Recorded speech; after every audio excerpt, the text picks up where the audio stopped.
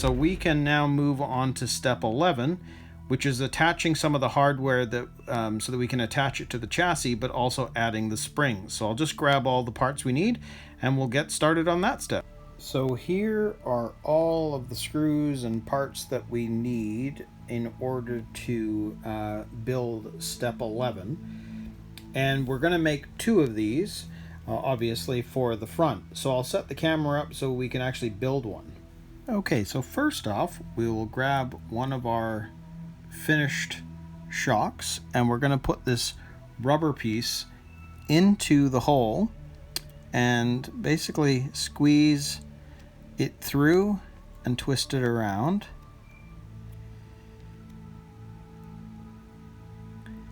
Because this is going to provide some dampening itself and protects the silver around the shock tower. So there you go. Now that is on. Then you can see that we take one of these G2 pieces, slide it on. Then we take the spring, slide that on, pull it up. And then we're going to take this piece and slide it over top and then have the spring sit back down on it. So then we have the finished shock. And you can tell there's a way more dampening in that just because of the oil. So that's great. So then the next bit is we need to put that onto here. So we're going to take, and you can see there's 2 ways. There's a left and a right. So let's do this one. What we're going to need is put the copper through the hole. Then make sure that this is the right way. Stick that down in between. Grab one of the screws and put that through and that through to the other side. And then grab our lock nut. I'll spin it on as much as I can. What I know you're going to have to do here is just grab your screwdriver and grab your wrench and then screw it in. And it says don't do it too tight. So what I'm finding is just make sure that you can do it as much as that metal is not starting to twist or pull in.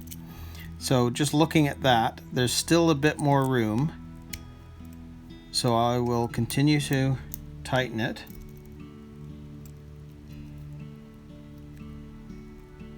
But once I see that the metal is starting to pull in on itself, I stop. So then that is in there tight, but not over tightened. And you can see that the brass bushing there still has a little bit of play, but if I tighten it anymore, the metal is going to come together and be pulling. So you don't want that. So that would be a finished shock tower with that part on it. So we can now move on to step 12, which is attaching those front dampers to the chassis. So for step 12, attaching the front dampers, here are all of the screws and nuts, etc. that we're going to need for this step. And I think what we'll do is let's do this one right here first, and then we'll put in the body mount, and then we'll do the other shock. So I'll just set up the camera and we'll do that first one.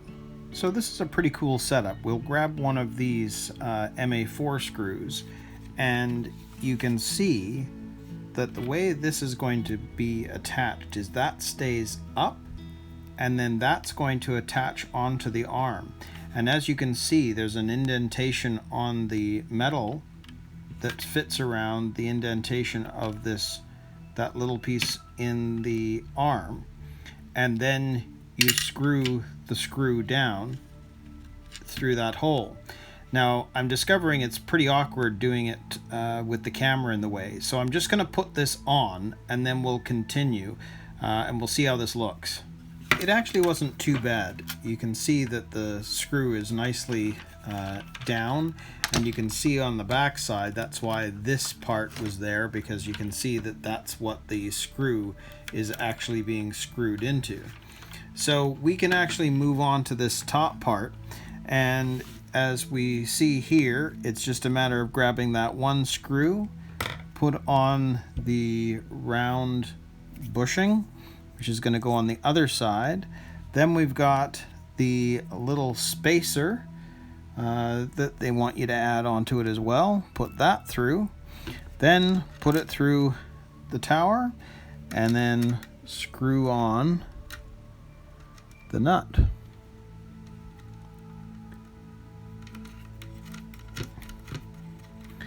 And again, I can see that what we're going to have to do is grab our handy dandy wrench and screw in the other way.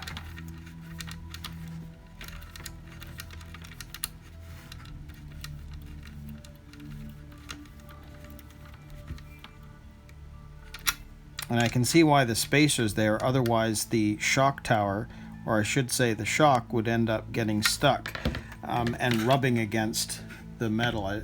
See how there's a very small space in there? So that ends up being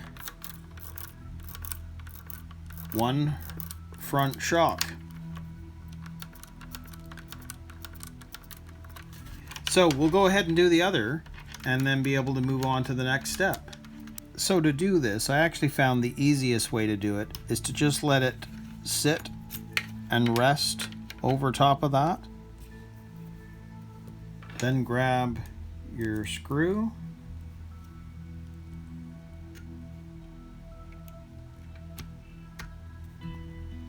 and then from this position,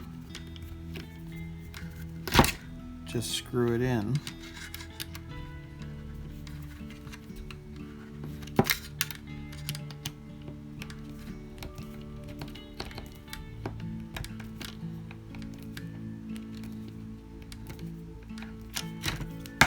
And just check it periodically, just make sure that it's sitting okay.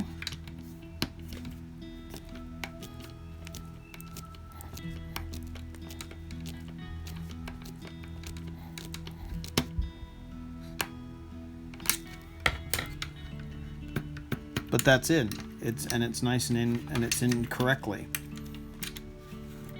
So now, same thing. Grab our screw, take it through the top, put on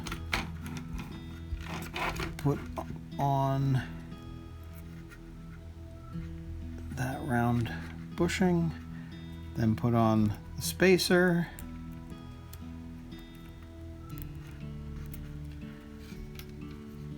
put it through the hole, and then put on the nut. Same thing as before. Gonna need to hold it down while we screw it in. And there we have it. So we now have the front shocks all attached and on nice. And so now what's just left is for the body mount pin, and you can see that the body pin hole is to be basically perpendicular to the horizontal in a sense. So we're just going to grab this,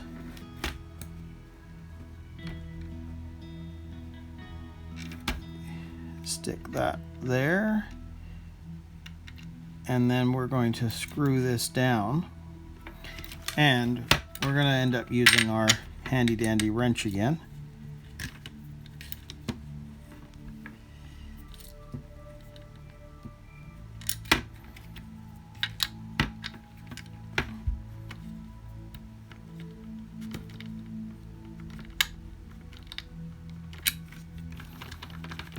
And I just want to be able to see how that's going in. So I think what I'll do is I'll screw it down and we'll come back and look at the final thing before moving on to the next step. Okay, so there's the final step. The hole is in the right place. So that is the end of step 12, shocks and front body mount. So we can now move on to step 13, which is attaching the rear suspension shafts.